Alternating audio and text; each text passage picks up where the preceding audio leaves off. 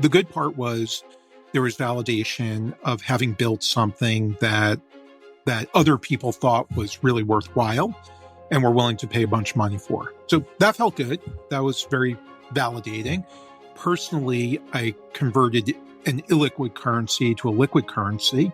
So I guess that was good. But generally, I found the process of selling my business to be nothing short of miserable and depressing. And I think it's this dirty secret in entrepreneurship, because we all tell these stories both in media and in academia, celebrating entrepreneurs and entrepreneurship. And the culmination of the story is always went public or sold the business. And that's where the movie always ends, and sort of implied happily ever after. Welcome to Transitions, a podcast that explores the inflection points and critical moments behind the success of today's business leaders. I'm your host, Tim Ludwig. In each episode, I interview a successful founder, investor, or entrepreneurial leader and explore their lives' most critical moments. You'll hear stories of growth and resilience and find inspiration to help you navigate your own crucible moments. You can access all episodes, including transcripts, at transitionspodcast.com. My guest today is A.J. Wasserstein, the Eugene F. Williams Jr. lecturer in the practice of management at Yale School of Management, where he teaches multiple classes on the topics of entrepreneurship through acquisition and small company leadership. A.J. previously was the president of Onesource Water, the third largest bottleless water service business in the United States, and the founder and CEO of ArchivesOne, the third largest record management company in the United States, which he sold to Iron Mountain after 17 years of operation.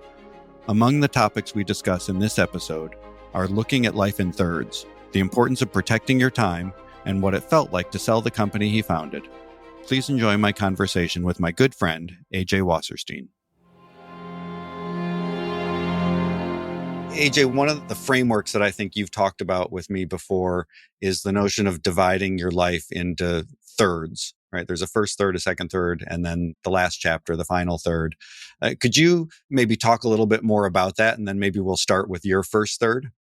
Tim, first, thank you so much for inviting me to your podcast. That's really kind and generous of you. So I hope I can say something worthwhile and entertain you and your audience. I won't take credit for inventing this thirds framework, but it's something I've been thinking a lot about lately as I think I'm entering my third. Yeah, so the first third is sort of 0 to 30. You're learning a whole bunch and developing as a person.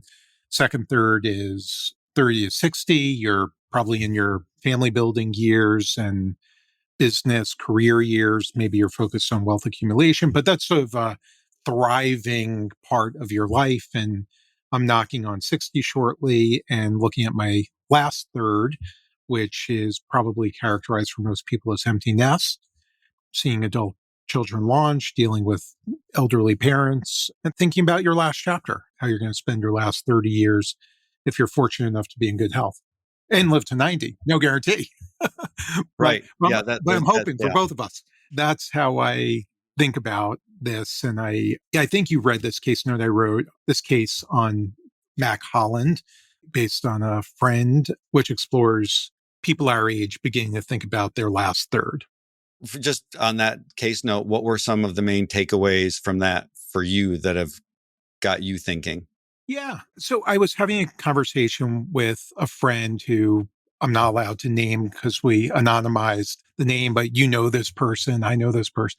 Yeah, just beginning to think about where we are in our journey. And as you begin to reach 60, how much complexity you want in your life, how much simplicity, where you want to allocate and invest time. So I think if you counted the number of times in your 30 to 60 chapter, you use the phrase capital allocation with a very businessy investment mindset. It was probably a gajillion times.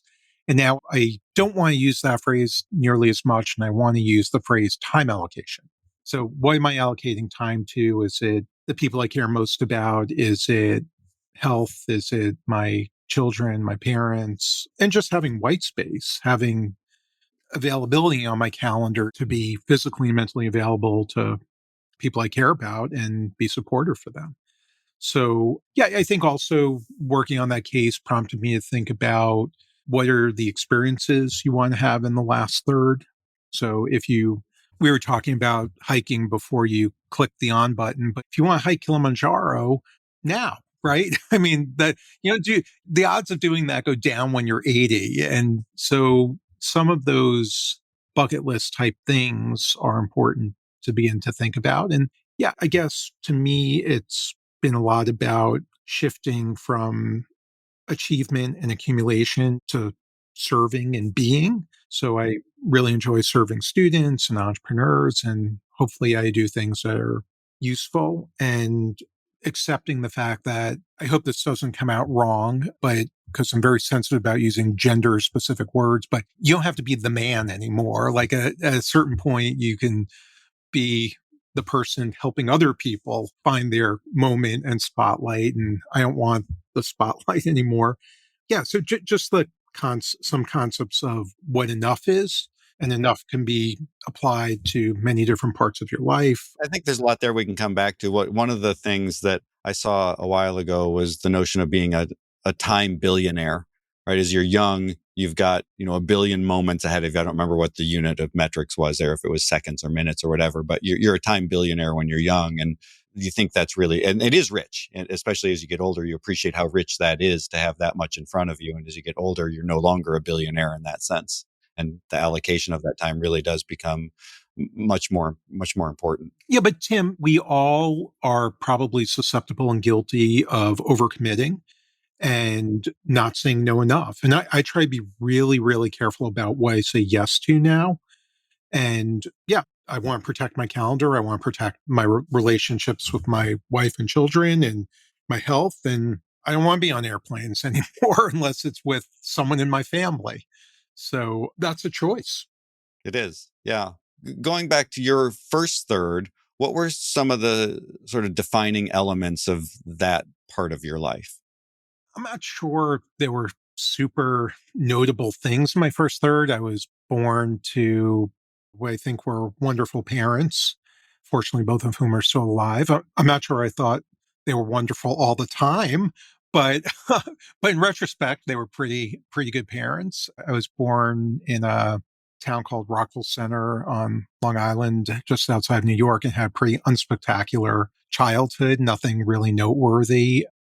I think somewhere in my childhood, I began to be curious about business and entrepreneurship. And I always had these weird little projects that they weren't businesses. I thought they were businesses, but they really weren't businesses. But just sort of, Well, you surprised me about this when we talked before. It wasn't like sometime in your childhood. You pinpointed it. You said at age 5, yeah. you decided that you wanted to be an entrepreneur. Yeah, I think I always knew I wanted to be an entrepreneur or a business owner pretty early in my life. And as early as 5, I still had these weird neighborhood, do weird services and odd jobs for people in the community. So I think I knew that pretty early in my life, and that was always sort of that I wanted to pursue. And my dad was a dentist. He was an oral surgeon, but he thought about building his business in a very entrepreneurial way. So I grew up in a family where people spoke about business and things like that on a daily or regular basis, and it was part of my vocabulary and understood it. And yeah, I mean, even as a young adult, I think I understood some concepts related to business and entrepreneurship that other people just didn't learn. Like some things you don't always learn in the classroom. And when you learn it at the dinner table, it seeps in over years as compared to someone saying something quickly in the classroom and not having a chance to really internalize that. Did you ever or have you ever had a regular job? Yeah. Well, let me say something briefly about my parents first. So I will say that, yeah, I sometimes joke that at various points in my life, I thought my parents were really dumb. So you often go through a chapter where you think your parents are the center of the world. Then you think they're really dumb when you're a teen. And somewhere when you're a young adult and you're trying to deal with life, you realize that they did a pretty good job and it's not so easy. And so anyway, I think we all go through that. And I strongly suspect that at times my kids have thought I was pretty dumb. So I guess the movie replays itself. I've lived that as well with my own children. Yeah. So you asked if I ever had a real job. I briefly had a real job after college. I worked for about a year for Price Waterhouse, which I knew very quickly was not for me. So I found a way to leave that and then really focused on figuring out how to be an entrepreneur.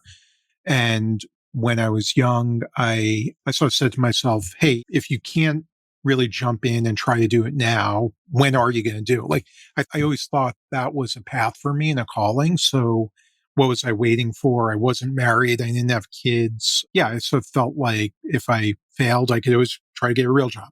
And if I didn't fail, that would be awesome. And that's how I started my first company.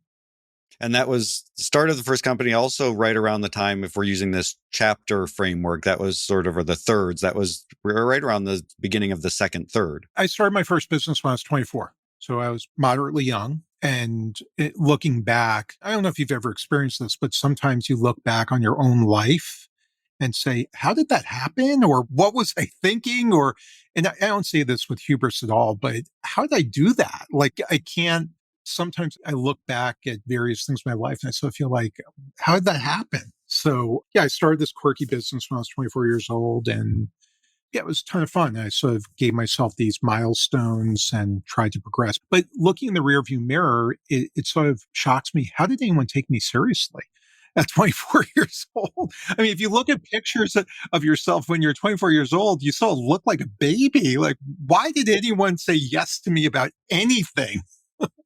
So, but yeah, but somehow I pulled it off. You do a lot of teaching now and a lot of mentoring and have a lot of engagement with other young entrepreneurs or people that are at least aspiring to be entrepreneurs. So you have a pretty good, I think, data set now to compare your 24-year-old self with the kind of people that you engage with now. Like, what would your assessment be of young AJ as an entrepreneur? Oh my God. That is a brutal question, Tim. Well, my son Jake was home over Thanksgiving and he asked to see my original business plan. And I wasn't sure I had it, but I dug through some stuff and it turned out I had it. And it was embarrassingly naive and simple and just painful to read. So what did I do well? What did I not do well? What I don't know. What's the question to Yeah, well, just like, would you have said like, yeah, I was like, compared to the people that I see now, I was really qualified to do what I was doing. I had the chops. Like you look at your students now and some of the other people you've been around, you say like, I have a pretty high level of conviction that they're going to be successful. They seem to have the ingredients. Were you sort of fully formed to that extent at that age and like really ready to go? Or there was a lot more embedded risk in what you're doing than you appreciated? well, I'm not sure it really was risky, but the students I see today are so much smarter, so much more self-aware and talented than I was. So it's really humbling. Yeah, they're super impressive people. I guess I was really eager and hungry and I wasn't going to quit. So look, there's sort of personal characteristics and intellectual characteristics, and you sort of blend those together and it makes us who we are, or what the likelihood of success is in a commercial venture. And then there's a huge dose of serendipity. So I don't know. I guess I was a pretty resilient person. I was just going to keep pushing that boulder up the hill every day and making small incremental progress and wasn't going to quit. And I wasn't looking for easy or simple. And if you do that for a couple of years, you start to get traction. And then if you do that for a decade, all of a sudden it looks pretty impressive and you have a real business. But the top of the first inning, I was probably completely embarrassing and in way over my head and sort of, Succeeding in spite of yourself at that point. yeah. So I don't want to beat myself up, but sort of making it up as you go. Sure. Yeah. And you picked what happened to be a good industry Sure. too, Sure. right? I jokingly always say I picked an industry where anyone could have made a lot of money. All they had to do was be there at the right time. Really hardworking, smart people made a ton of money, but everyone made money. If I can make a comment about entrepreneurship, Tim, which I try to tell students and aspiring entrepreneurs all the time, that I think too frequently people who are not yet in the game, who are thinking about being entrepreneurs, but they don't know if they have the confidence, the ability to do it, they look at other people who have achieved some level of success and they begin to deify them. And they think they are different, they're special, they're anointed, they're brilliant. They get invited to a special club that I'm not getting the invitation to. None of that is true. So all the people I know who are successful look successful after 5, 10, or 25 years or 50 years, but everybody in the top of the first inning looks like they're making it up and out of their element. And I try to tell students the only difference between successful entrepreneurs and you as an aspiring entrepreneur is successful entrepreneurs took the very first step on a long, scary, nebulous, lonely, hard journey. And they're prepared to fail. And they're going to work crazy and hope they caught a break or two to try to be successful. But pretending that anyone who has experienced any degree of success is special, better, it's just not true. And I think business schools or the media almost do a disservice because they sort of put a spotlight on people that have achieved something and they tell the story. I'm guilty of this as an instructor, but you tell someone's story in 80 minutes. Well, that doesn't give you much of an opportunity to talk about all the really, really hard things and setbacks and all the failures that went along with what looks like success at the end. So I don't think I was different than anyone else, but it wasn't like I was better than anyone else. I promise you that. And I try to tell young people, students, like, you have permission to do this. So go try to do it and be prepared to fail. Yeah, I agree with all of that 100%. One of the things I'm curious about, and we were just talking about before we started this recording about a case note you're writing now about leadership, going back to sort of the early days of your entrepreneurial venture. What was your conception of what leadership meant then? And like, how did it evolve over time? And like, one of the things is I'm curious about it because I didn't never had much formal training in management. And I think a lot of people don't, especially if, 24 years old, you had one experience at Price Waterhouse, but like you had to be self-taught. And so how did you become a better manager and leader? Well, I don't think I was a good manager or a leader.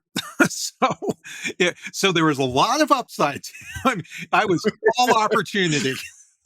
So it couldn't have gotten worse. I mean, I think I'm not sure I was particularly good as being a manager or leader, but I think you just build your chops. So I think as a young emerging leader, you sort of have to figure out how to find your voice, what works for you, what doesn't work for you. But when you're in your mid 20s, late 20s, and all of a sudden you're hiring people, you're giving people negative feedback, you're trying to motivate and lead people, that's really, really hard. And I'm not sure I was particularly good at it. I think I eventually found something that worked for me. But working on this note, which I just published, so I get to plug my note, thank you, exploring the CEO's leadership role in a search fund acquired company. That forced me to really think about what leadership is not, and what you can't help but reminisce a little bit what you did well and what you didn't do well when you write something like that. And there are plenty of things I did wrong and where I was a jerk and insensitive and self-centered and a whole bunch of things that if I wish I could have done over if I could. Did you get better just through repetition and age and sort of maturity just as a person, or were there certain moments or things that really sort of punctuated like this is an area where I need to develop and I now see a better way? Well, I think, let me respond two ways. One, I think when you're an entrepreneur, you sort of go through 3 chapters of sort of doer, manager, leader, where at first you're sort of a shopkeeper, you touch everything, and then you're a manager, which is akin to being a sergeant. You oversee people that are doing everything. And at some point, hopefully, you graduate into a leader where you're leading managers. And you have to be a little bit more inspirational and setting a vision or direction as compared to micromanaging and hawking. And we've all experienced that either professionally or in our marriages. And sometimes you're the subject of that. So I had to learn how to let go. I mean, and when a business gets to be a certain size, you need to relinquish the doer and manager activities and realize you're focused more on these leadership activities. So, but yeah, I don't know. When I was a CEO, I was a voracious reader of business type literature and, idea of the month club type of stuff, some of which was ridiculous. But I tried to figure out what I was doing. And I guess leadership in a lot of ways to me is just treating people the way you would like to be treated and setting a standard and giving them a vision and a mission. But it really took me time to understand that and get out of manager sergeant mode. I think, though, part of leadership, I probably got this right. I mean, part of leadership is just exemplifying behaviors. So if you're a leader and you show up at the office at 7 o'clock in the morning, yeah, that sets the tone. If people know you're all in and committed and you're going to do everything you could possibly do to make this thing a success, and you share the victories and you more often than not hold close the losses, people start to get on your page a little bit. I mean, something I remember being such a jerk about, this was before I had kids. And I would get to the office at 7 o'clock in the morning. That was my thing. And I'd be home by 6, the latest. I'm not a guy that ever worked late. But I might do some work at home. And I would come back the next day, and people that worked with me or for me, I'd say, well, did you do so and so last night? Did you get that? Did you make any progress on that project? And they looked at me like, not only are you a moron and an idiot, but you have no idea what you're talking about, what it's like to have 2, 3, 4 kids at home and try to get through dinner, baths, books, just stabilize the fort. And you're asking me if I did more work when I left here? No, I did not do any more work. And I could not understand that. And once I had kids, I sure did. But what a jerk I was to behave like that. But I just didn't know.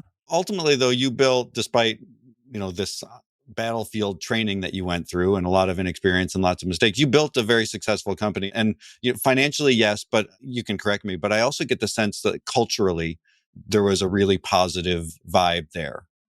Yeah. And I think that's a reflection of a lot of people, not me. But as we built out a executive team, as we built out a entire leadership team. So I used to think of the leadership team as the top 50 people. But as that sort of coalesced over time and got the right people in the right seats, I think the culture was really, really positive.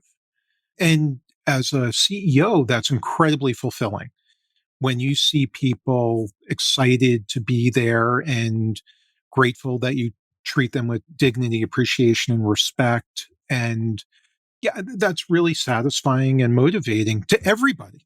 I mean, so look, when you're the CEO of a company, when you're acting as a leader, you have the privilege and opportunity, and it's noble work to serve the people that work at the company. And you could be the highlight of their day. They might be going home to really unpleasant family situations. And if you could treat them with dignity, respect, and appreciation and share a kind word and make them feel good about themselves, that might be the best moment they have that day. And that's a real opportunity. Now, you also have all these people and their families that are depending on you for psychological and financial security. And fulfilling that it's an obligation, it's a challenge, but it's also a privilege to allow people to feel confident enough to buy a house, to get married, to choose to have children. That's all pretty cool. That's really cool. That's one of the things I love most about small business and seeing them grow is that they provide more of those opportunities for the people that are stakeholders. Yeah. So is it inappropriate if I plug something else I wrote, or is that okay? So Plug away. a couple months ago, or maybe over the summer, I wrote a piece on sort of exploring the entrepreneurial journey through Maslow's hierarchy of needs. And obviously, when we all first start out as entrepreneurs or leaders, you're concerned about a lot of stuff, but money might be the highest on the list. So in this note, I sort of pick apart the journey, and the very best parts of being a leader, I'm going to argue, are less to do with money. And they're more the self-actualization mode is when you see people within your organization thrive and grow and all these amazing things happen every day, which you have nothing to do with. But you've created this system and culture and process and organization where fantastic things happen and you don't even know them. I mean, that's the most satisfying part of the journey. I'm not against making money, don't get me wrong. But at a certain point, that can't be the only thing that motivates you and gets you out of bed every day.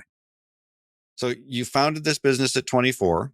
At some point, you raised capital from a capital partner, and then that at some point had a closing end to that chapter. And so I'm putting myself in your shoes, and I know how emotionally invested entrepreneurs get, especially the founders of their businesses. You just talked about this special culture you'd created. You're still a young man at that point, relatively speaking. What was it like closing out, then selling the business that you'd founded and, had all this fulfillment coming from for the reasons you just talked about? Yeah. So wound up selling the business at 40, ran the business for just under 20 years. And selling the business was extraordinarily bittersweet. So the good part was there was validation of having built something that other people thought was really worthwhile and were willing to pay a bunch of money for. So that felt good. That was very validating. Personally, I converted an illiquid currency to a liquid currency. So I guess that was good. But generally, I found the process of selling my business to be nothing short of miserable and depressing. And I think it's this dirty secret in entrepreneurship because we all tell these stories both in media and in academia, celebrating entrepreneurs and entrepreneurship. And the culmination of the story is always went public or sold the business. And that's where the movie always ends and sort of implied happily ever after. I mean, how can Tim not be happy? He just enjoyed this windfall. So I was really happy running my business and loved being part of that community. I had a role in the industry. I had a role geographically. I had this organization where I got to pretend to be the captain every day and stumble forward. So when I sold the business, I lost all that. And look, I'm not bemoaning. I mean, no, don't feel sorry for lottery ticket winners, but it's just this crazy transition that no one ever talks about.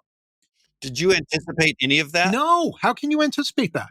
No one I don't talks know. about it. Maybe you'd heard. No one Well, talks that's what I was about going to ask. Maybe you'd heard about it. it No, from somebody else or people. no, Yeah. no one talks about it. But look, I've done some research on this. I've written about this, and I wrote this thing called "What's Next: The Entrepreneur's Epilogue and the Paradox of Success."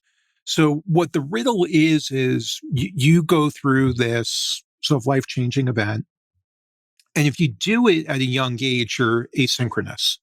So, people retire all the time.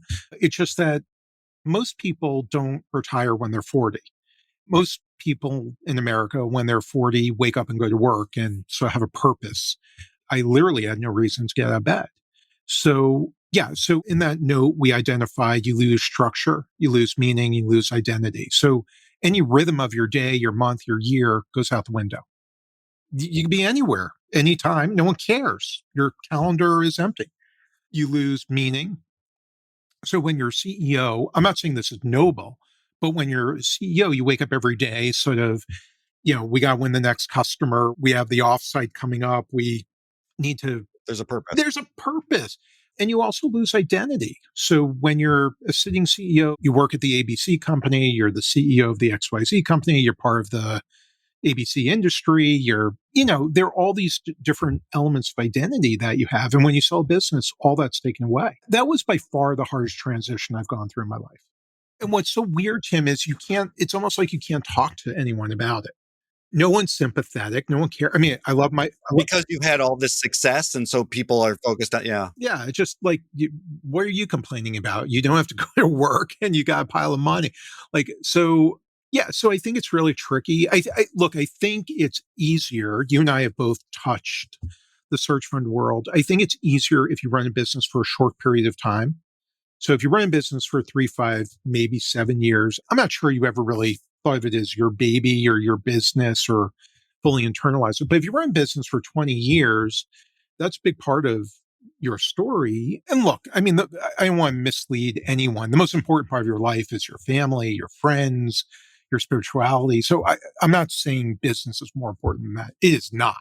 No, but you spend an inordinate amount of the waking hours of your day on this activity with a group of people, and then it's gone. So what's weird, Tim, is I almost think there's this false promise in entrepreneurship because everyone sells, build a business, exit, and happily ever after. It's a false promise. I thought I wanted a big exit. It was a huge disappointment. There's this psychological thing called the arrival fallacy. And we've all experienced that. So we all experience in life that when you yearn or pine for something, you so project forward that you're going to be happy and satisfied and fulfilled when I live in that house, when I live in that community, when I get into that college, when I buy that car, when I get that job, when I whatever. And almost always the manifestation of whatever you wanted is not nearly as satisfying, fulfilling as the journey of pursuing something. Yeah. So I think it's about the journey, not the destination. Yeah. But anyway, look, I'm looking in the rearview mirror. In some ways, I'm glad I exited. It sort of forced me to reevaluate a lot of things in my life. It forced me to, in some ways, be a better person because in the last years of being a CEO, I was probably traveling too much. I was too consumed. I had to go through a separation process and a mourning process as a result of selling the business. But then I ultimately found teaching. And this has been, I think, for me, another huge transition. Do you like the way I'm plugging the word? Yeah, you're doing a great Okay. job. um, but this was another transition in my life. And I really felt like it was a fresh calling. And I loved being a CEO. I wouldn't undo that, but I would never choose to do it again.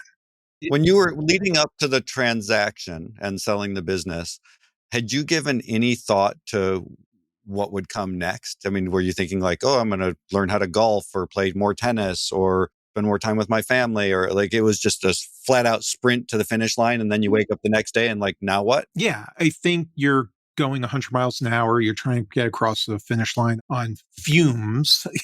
I mean, running a business is really hard. Selling a business is really hard. Running a business and selling a business concurrently is extraordinarily hard. So, did I project forward and think about what the day after looked like? No.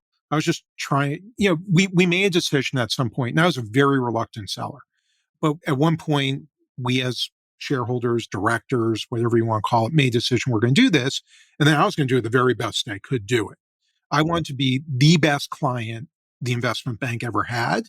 And I wanted to make sure that we could optimize the opportunity that we were chasing. So run through the finish line, a couple of celebratory things, which felt horrible to me. They weren't celebratory to me. They were lonely and depressing. Like I remember we had this one thing in Hartford, Connecticut, where a whole bunch of our people were there, and everyone was so sad. Everyone was, including me. It was sort of, I don't know quite how to describe it. It was sort of like maybe the last get together before everybody knew graduation was tomorrow in college or something. And look, you have to move forward, but it's never going to be the same. And we had someone who's connected to the company give this not me, not an employee, but someone stood up and gave this congratulatory speech and what a great job we did and awesome, congratulations, you're so amazing. Everyone's looking at each other like, what? like like we want the party to keep going, so I'm not sure what this is about. So yeah, it was just a weird moment. So but I want to make sure, Tim, so one, I didn't know what the day after would be at all. Gave no thought to that whatsoever, which was incredibly stupid. And I've written and spoken and done some research on this topic trying to help people from making that same mistake. But what's really interesting, Tim, is speaking to a whole bunch of post-exit entrepreneurs, this is a common phenomenon. I mean, it's not, I'm not unique, but many, I don't want to say every, but many post-exit entrepreneurs describe these same feelings of loneliness, isolation, confusion, disconnection, where's structure, meaning, and identity. And I would even use the word depression. Have you talked to anybody that has gotten it right, where there are some lessons there about how you could smooth that road and make the transition more of a positive experience, or at least a shorter transition where it's not as positive? Yeah. Or is it just an intractable problem and it comes with the Yeah, territory? I don't know. I guess maybe if you attenuate the CEO role with a runway and you sort of step down executive chair, then board, and then leave the board, you sort of bleed out instead of this binary 100 miles an hour, 0 miles an hour. Yeah, look, what I recommend to people, this corny acronym that does not roll off your tongue, PROT, P-R-O-T, pause, reflect, operationalize, think. So the most important thing to do is just stop. Like the day after, stop. Don't do anything with your money. Don't do anything with your time. Just accept the fact that you're sort of letting go. So take 6 months, take 6 years, but just you got to separate, let go. Don't make any big decisions. Don't make any big investments. Don't buy a new house. Don't commit to be on a board. Don't do anything. Just be.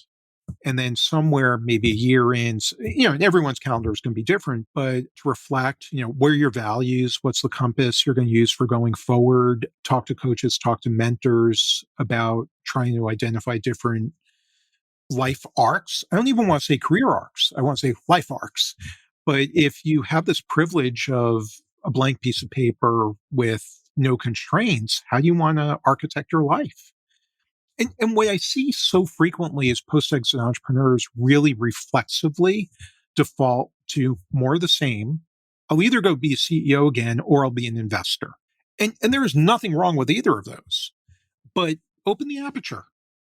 Try to discover a gajillion opportunity. I mean, if you could do anything in life and anything you want in your life, try to come up with a big list before prematurely saying, I'm going to do exactly what I used to do.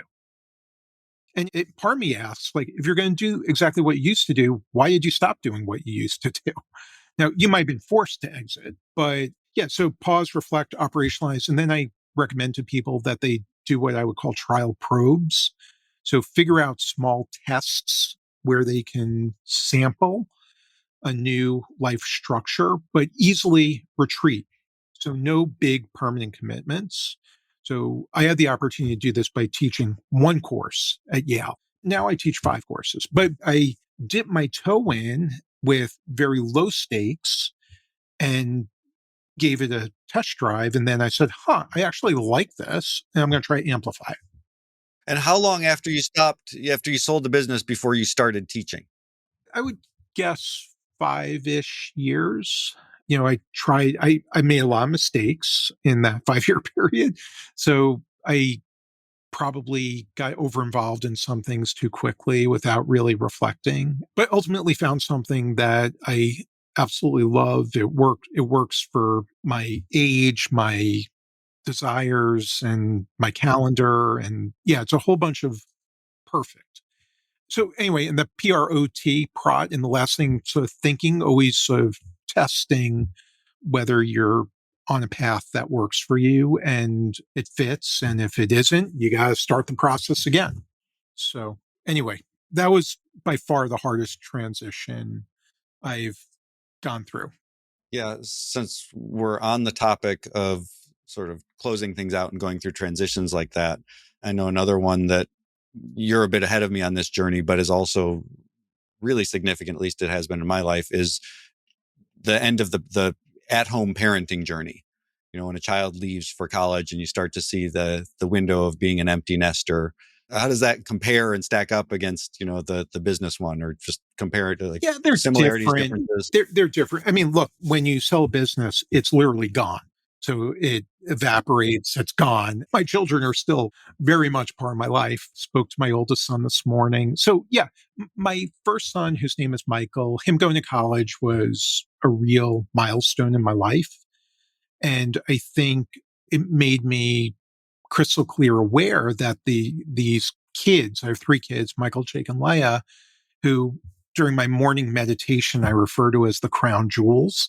Like they're the crown jewels of my life. So that their time, I mean, this is painfully obvious. So I'm not saying anything insightful, Tim, but the time that they spend at home is really quick and fleeting. And sometime when Michael was a sophomore, clearly by he was a junior, I was aware, oh, okay, I see the finish line now. And that was really, really hard. Just realizing in a constructive way that your children are going to leave, they're going to launch their own lives. They're no longer really going to be part of your nuclear family. They're going to have different geographies, different friends. You're not going to see them every day. So when your kids live at home, whether you like it or not, you see them every day down the hall or at the table. So then realizing that my active parent years, at least with Michael, were about to end, that was really hard to process. And then going through that last year, the last soccer season, the last ski season, the last Father's Day, all these lasts. And this is such a cliche, but how quickly 18 years go by. And it's sort of funny because when your kids are little, I hope you're honest and will identify with this, Tim. But when you're eyeball deep in diapers and soccer and karate and, driving them all these different places and bath time and they won't go to sleep and they won't cooperate and all these things, it is hard. Really hard. Yeah, really hard. Really, especially if you're trying to also build a business and all that stuff. So, but I tell young people all the time, I would trade with them in a second. So I would love to go back to be 30. I don't want to have young kids at 57, but if I can magically go back to being 30 and relive that chapter again, all the coaching stuff. I was not a particularly good coach, but to redo that again, I try to tell people to make sure they enjoy it because it goes by really quickly. And whether you really understand or not, they are golden years. They are just really, really golden years. So one way I processed that transition, Tim, was when Michael was graduating, I began to think, what could I do? Like, what could I do to sort of process this and sort of memorialize him leaving? And what am I going to give him for graduation? And I could give him a thing, I could give him money. I'm not sure he needs any of that, to be honest. So I came up with this wacky idea of writing a book as a gift to all of my kids, catalyzed by Michael going to college. And the title of that book is What's Next? A Young Adult's Roadmap to Life. And the book was about all the conversations I've had with my kids, parental type conversations that they probably rolled their eyes at, and a whole bunch of conversations I wish I had with my kids that I didn't. And we probably all make that mistake. And then just sort of exploring the notion of what your 20s looks like. And you make a lot of choices in your 20s that begin to establish a foundation for life. And I hope you'd rather get them right than wrong. So that's for sure. So that was a really, really fun project. It was hard. I'd never done anything like that before, but I think it was meaningful for me, and I hope it was meaningful for my kids.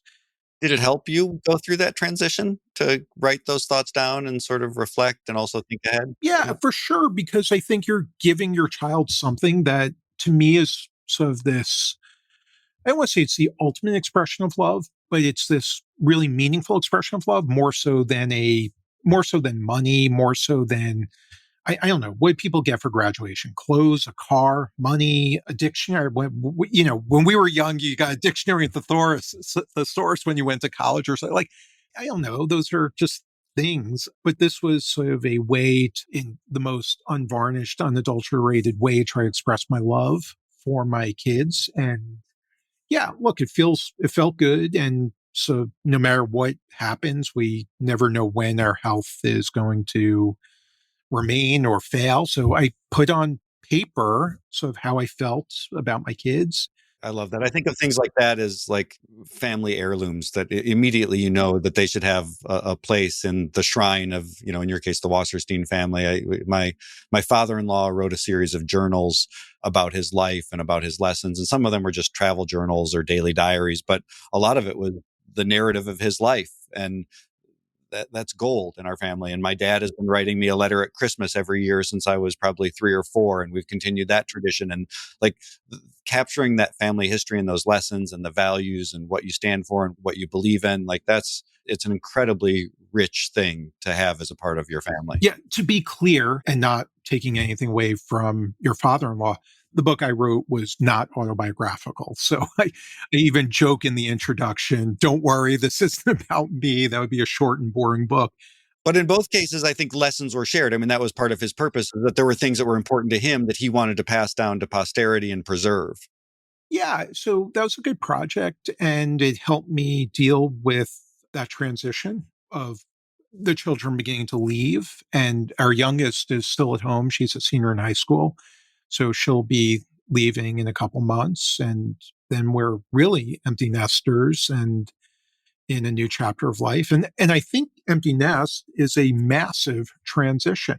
So you go from sort of this child centric mode of your life to all of a sudden not having children at home and having more flexibility and with travel and time and geography and things like that. And you're not active parenting day to day. And yeah, I mean, part of me is looking forward to it. Part of me recognizes it's incredibly bittersweet and I'm going to miss my daughter immensely. And I really relish the time I share with her, active time, when we do special things together and silly things. Like last night, we watched an episode of The Office together and just hanging out and, goofing around and nothing special, but that's equally special. It doesn't have to be grand, but just that special time. So, last thing I'll say about the book, Tim, is this was not a commercial venture.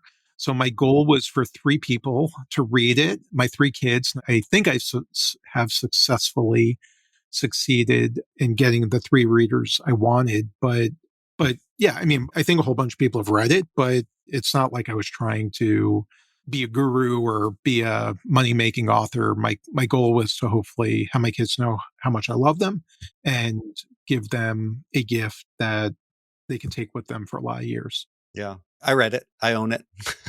I'm glad I have it. Yeah. And well, thank you, Tim. And if you do choose to read it, it'll cure your insomnia also, right? So it's also an excellent doorstop. So there's some utility no matter what. We sort of started this conversation and talked about the third. And you've mentioned you're teaching now and this shift from, accumulation to being of service, and teaching for you obviously has played a huge role in that. What are the elements there that are starting to take shape as you're on the cusp of, this last lap around the track here?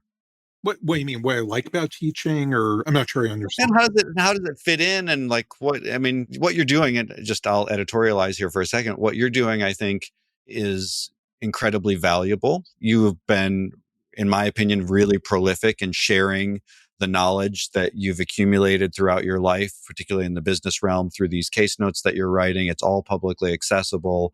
You're teaching, giving back to the younger generation and helping to encourage them. I mean, there's so much good in all of that. And it seems like a really purposeful, fulfilling thing to be involved with. That might be, you could do that forever, I would think. I hope. I want to do it as long as they want me to do it. So, it's a bilateral decision. I don't get to permanently plant myself at Yale. They have to want me to be there as well, which I hope they do.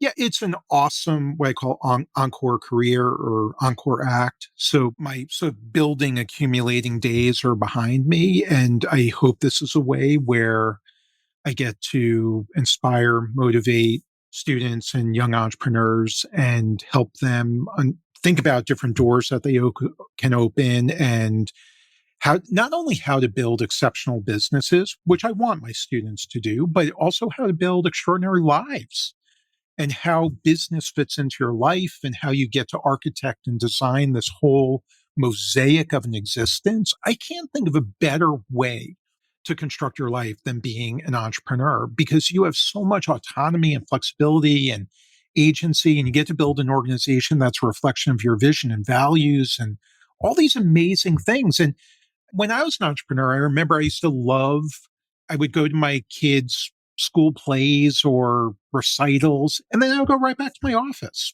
But school was 10 minutes away from my office. So I could be part of that community. And then when that event was over, I'd go back to another community. But you can't do that if you work in every organization. So, yeah, teaching to me, it's just, I can't even begin to tell you how much I love it and what a fantastic encore opportunity it is for me. And use the word prolific. So the only thing I want to caution you, Tim, is don't ever confuse quantity with quality. So I might be prolific, but that is not a reflection on the worthiness of the words. So Yeah, I mean, it's just been really fun. And I hope the work I do both in the classroom and as a writer is useful and positively influences people and helps their journeys be easier. I hope it gives them confidence to try. And I hope it gives them the tools to do it better than I did. And I mean, I think it's just so cool that at some point in your life, you stop making it about inwardly focused and making it outwardly focused. And yeah, I'm not trying to generate deals. I'm not trying to angle in to be an investor. I'm not trying to raise a fund. Like I'm doing it. I hope it's helpful. If it is, I'm thrilled. If it isn't, I apologize. I think it has been tremendously helpful. I mean, we've operated in this small little community of acquisition entrepreneurs or whatever people are calling it today. And there's a lot of tribal knowledge, and it's sort of implicit or shared sporadically or episodically. And you're codifying a lot of that and making it more explicit and public and shareable and adding to the corpus of knowledge, not just, capturing the things that existed before. And I think that's tremendously valuable. I mean, it's a subject that I'm very passionate about and care deeply about. And that community has been really good to me. So to see the spirit of generosity that I've lived for 20 years with the people in it now being embodied in the direction you've taken things, I think is just awesome. Well, you're kind to say that. And it's a ton of fun. I really, really enjoy not only being in the classroom, but writing. So I can't say I write every day because writing is more than just writing. Writing's thinking, writing's interviewing, writing's researching, writing's editing. But I probably touch documents almost every day in that process. And it's just a ton of fun. It's really, really neat. And Tim, I hope this doesn't come out wrong, but we all have egos, right? I mean, I can't say I'm doing this like I don't want to be a social media person. I like that none of that's for me. I don't do any social media at all. But it does feel good when I get emails from all over the world from people telling me they read something, they appreciate it influenced them. I've even gotten emails from a whole bunch of people who I've never met saying, "You've changed my life and you're a mentor. I've never met you, but I want you to know you really are an important mentor to me." Oh, can I just interrupt here? That is a perfect segue because I don't think I've ever shared this with you, but you've been a mentor to me. I mean, Oh, I know in a lot of stop. ways. You've I schooled me, Tim. Come on. No, no, no, no. Honestly, I mean, I have not had, sort of older mentors that have been consistent and Oh, persistent parts of are my you life for the jabbing most my part. age now, Tim? Is that what No, you no, no, no, no, no. Quite the opposite. And I know this makes you highly uncomfortable, but I want to get it on the public record thank that you like for making I me have feel learned uncomfortable. yeah, I have learned so much from you. I mean, you're such a thoughtful, deliberate, kind human being who's really generous in spirit. And all this I know is making you just squirm in your seat, Yes, it is. Thank but it's, you. but it's really true. And there's a podcast out there called Founders, hosted by a guy named David Senra, and he was interviewed by the Art of Investing class at Notre Dame, and they put that into a podcast. And he's read over 300 biographies of successful founders. And at the end of this class, one of the things he talks about is out of that 300 plus of the most successful founders, maybe in modern history, I think there were three, he said, that embodied this really holistic notion of success and like work-life balance, which is a term I hate, but where it was all integrated and they were good community citizens. They were good spouses, husbands, fathers. They were good business people. And that reflection of like, it was less than 1% of the people so far that he's cataloged that really sort of checked those boxes, I think speaks to how hard it is. And one of the reasons that I admire you is that, and I didn't know you when you were in the heat of your entrepreneurial journey, but like whether or not you fully achieved that, I think the aspiration has been there, and you've been extraordinarily successful and a role model to me in being very conscious of how to build a balanced life like that values all of the important parts. Well, thank There's you. not a question there, but like I Yeah. just wanted to Okay. express that. Tim, you're kind and generous to say that, and I'm embarrassed and uncomfortable, and I'm going to deflect. So I've learned a ton from you. So don't, yeah, stop talking about me. Like that. Makes me uncomfortable. So I know. And that's really what I'd like to close with is just and end on that. This has been wonderful to have the opportunity. I enjoy all of our conversations. We could talk for hours. Like, we didn't get into any of the things that we normally talk about around some of these topics. Like, before we started recording, we were talking about leadership and what that means and what it is and what it isn't. And like, we could have a whole series of things about that, but just to spend another hour with you is always a treat and very meaningful. So thank you. Tim, you're incredibly thoughtful to include me in your podcast. So I hope it was useful and helpful to you and the listeners. And thank you so much. I'm flattered to be here. If you enjoyed today's episode, you can find transcripts and show notes at transitionspodcast.com. Please also feel free to share this episode on your favorite podcast player with friends and colleagues who might share an interest in exploring the most critical moments from the lives of today's business leaders.